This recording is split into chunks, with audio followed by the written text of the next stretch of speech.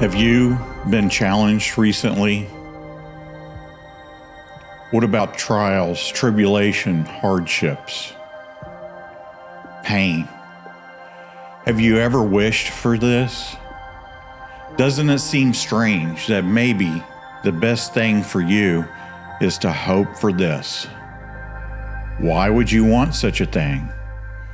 Why would you want pain, suffering, challenges?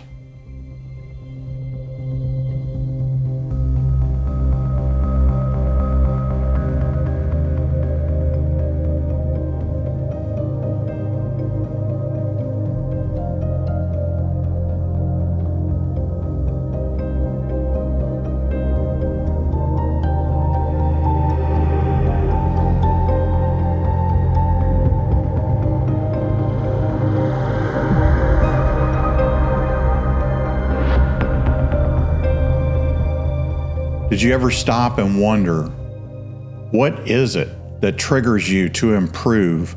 What pushes you to be better? What moves you away from pain and towards gratitude? Because that's what we all want, isn't it? To be better, to learn, to improve, to conquer any battle, any challenge that is set forth before us.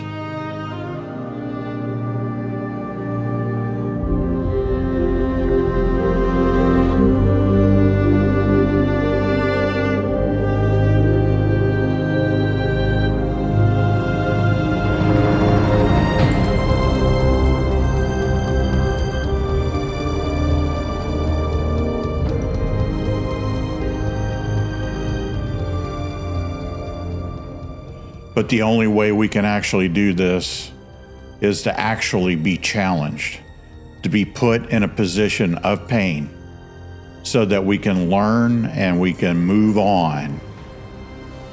It is at that time that we look for resources, we look for help, we reach out to others that have done this before, others that have been there where we are currently. We reach out to people that have been successful with the same types of challenges, the same types of obstacles.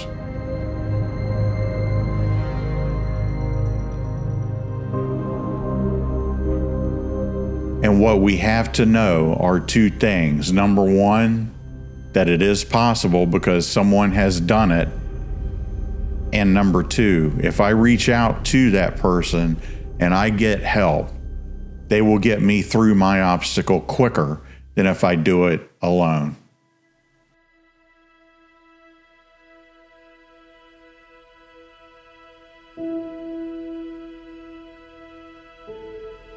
I had just built a $1.8 million convenience store retail facility with fast food and video rentals, and it had a drive-through window, which at the time nobody was doing.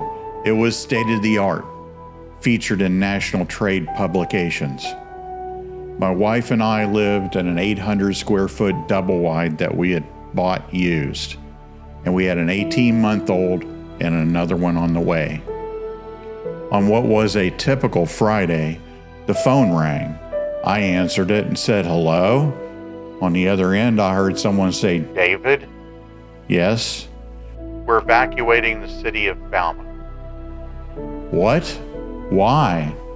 "The floodwaters are coming and we have to get everybody out." This was the location of my new store. I thought to myself, yes, it's been raining for a day, hard, but you really don't sit there thinking, okay, tomorrow I have to deal with a disaster that has never before been seen in this area. After the floodwaters receded, 200 body bags were sitting on the steps of my new store. Luckily, if you want to say luckily, only 5 bodies were found. Everyone else made it out alive. My wife asked, "What are we going to do?"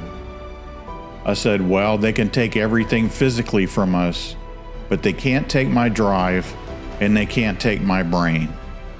So we cleaned out and we've built back.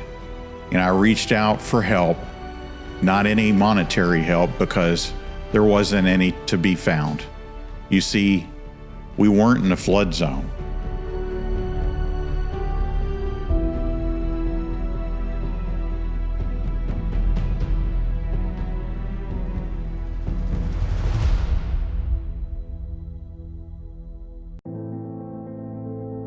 But I dove into marketing, especially marketing to smaller communities, rural communities, and I put together a strategy that enabled us to come back way better than before.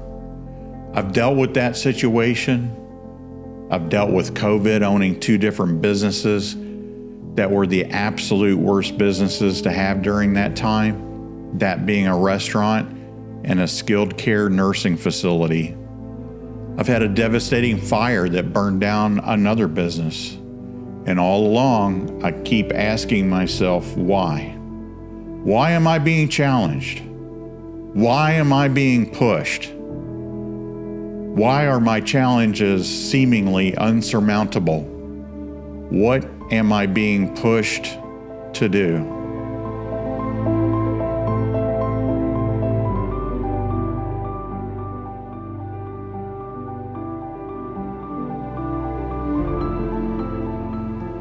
Then one day, riding on my motorcycle, it came to me.